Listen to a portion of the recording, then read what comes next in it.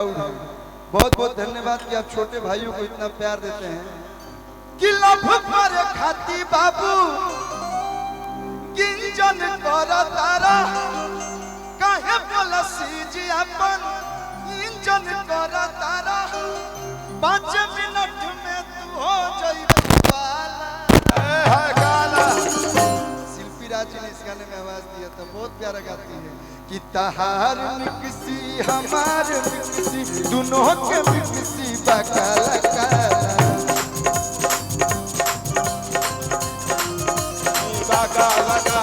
हमार पीस नरम मसाला तहार पीस गरम मसाला हमार पीस गरम मसाला हमार पीस गरम मसाला हमार पीस।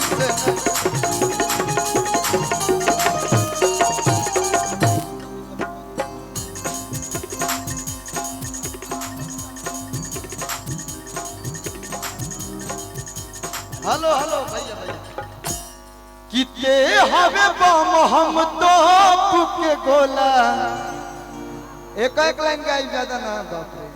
अरे किते हाय जय साहब की तरफ से इतना सारा प्यार, अभय बाबा की तरफ से प्यार और समर भैया बलमुआ के बलम बलमुआ के बलम।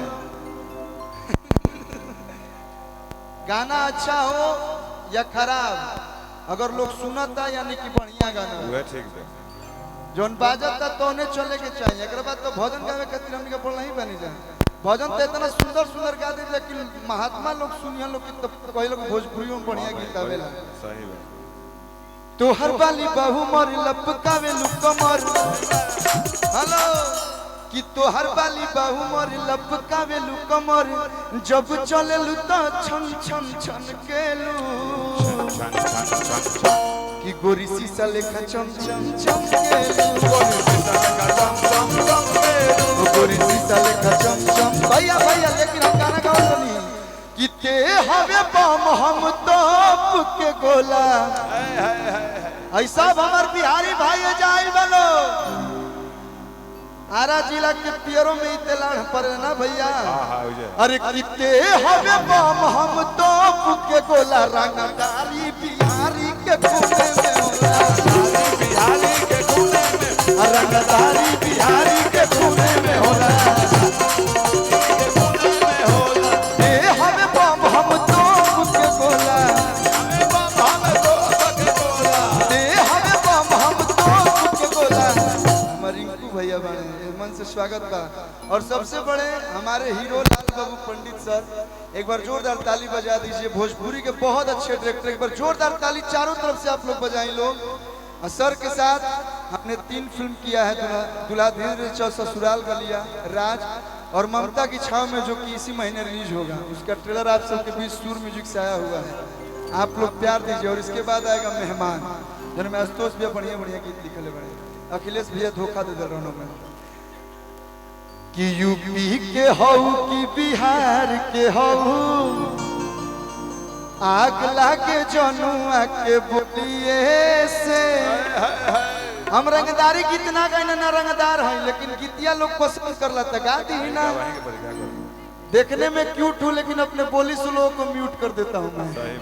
कि आग लागे जनुआ के बोलिए से बात करे राई फला गोलिए से। तो जी आपके भाई कहता कि पानी पियले तू कवनाई नहर के हऊ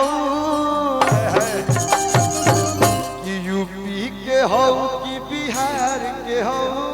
अरे बंगाल की है भाई तुम्ही बंगाली? हाँ बंगाली दादा आसबो ए बंगालिया बेबी है तोड़ा तोड़ी होबे ना तोड़ा तोड़ी होबे ना बोलना कब देवी नमन तुम्हार संग बहु मतन काज करबे तोड़ा तोड़ी होबे कि ना। पानी पियले तू कवनाई नहर के हऊ कि यूपी के हऊ कि बिहार के हऊ यूपी के हऊ कि बिहार के हऊ अम्मा बोल कौना रंगदार के हऊ यूपी के हऊ कि बिहार के हऊ माल बोल कौना रंगदार के हऊ यूपी के हऊ कि बिहार के हऊ अम्मा बोल कौना रंगदार के हऊ यूपी के हऊ बिहार के हऊ माल बोल कोना रंगदार के हऊ यूपी के हऊ कि बिहार के हऊ हम माल बोल कौन रंगदार के हऊ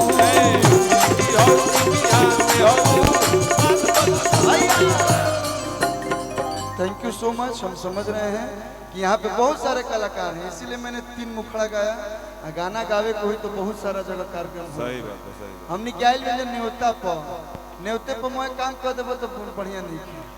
ऐसे हम चाहते नहीं। रविरंजन भैया बहुत बहुत धन्यवाद। एक बार जोरदार ताली बजा के प्यार दे दिलो, फिर मिलल जाए। Thank you. और अखिलेश